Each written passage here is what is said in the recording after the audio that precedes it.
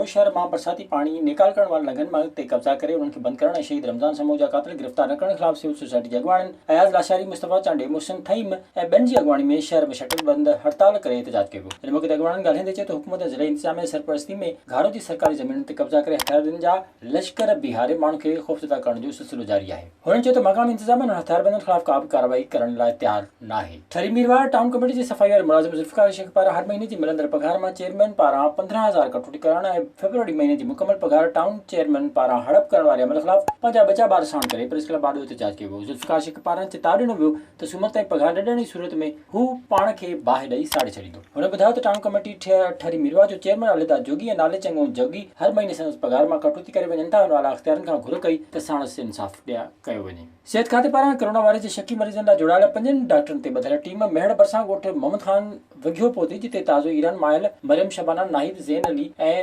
रुतबा बतुल जी चकास कई। डॉक्टरनि में डॉक्टर हिदायत अली खोसो, डॉक्टर मोहम्मद सादिक लाखीर ऐं ॿिया शामिल आहिनि। डॉक्टरनि मूजिबि मेहड़ जे ॻोठ मोहम्मद ख़ान विघो जा 6 माण्हू ईरान वियल हुआ। वापसी दौरान हिकु ॿार अली रज़ा खे कोरोना वायरस थी वियो जेको बलूचिस्तान जे गादी वारे हंधि कोटा जे अस्पताल में कोरोना वार्ड में दाख़िल आहे। हुननि ॿुधायो त ईरान मां आयल ज़ाइरनि जी चकास कई ऐं ॻोठ जे माण्हुनि में कोरोना वायरस ऐं एहतियाती उपायनि बाबति ॼाण ॾिनी। दावेदी जे ॻोठाणनि अमीर बख़्श कलमती, अलहडन बलोच, कबूल बलोच, नबी बख़्श कलमती ऐं ॿियनि साफ़नि अॻु ॿुधाईंदे चयो त तरक़ी जे आड़ में पाकिस्तान जी पहिरीं क़ाइमु ॻोठाणनि खे लड़ाइण जी साज़िश थी रही आहे। धरती धड़नि जे धरती पेरनि हेठां कढी पई वञे। चाइना इकोनॉमिक ज़ोन जे नाले ते तयारियूं मुकमल थी वियूं आहिनि। कुझु ॾींहंनि में धरती धड़नि खे पंहिंजे आबाणनि कखनि तां बेदख़ल कयो वेंदो। इन खां पहिरीं ज़मीन ते एजेंटनि ब्रोकरनि धरती धड़नि जे घेर तंग करे ज़मीन जा कूड़ा खाता बि ठाराइण शुरू करे छॾिया आहिनि।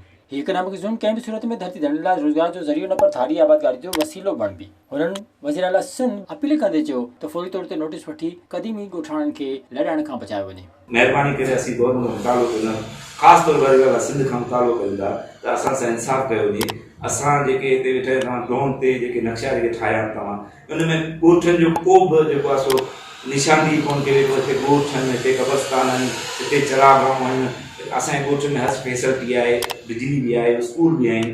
सही उनमें का बि शइ न आहे ध्यान में त असीं गवर्नमेंट असां सां इंसाफ़ कयो। विज़िट कयो अवामी आवाज़ मीडिया ग्रुप जी वेबसाइट awamiawaz.pk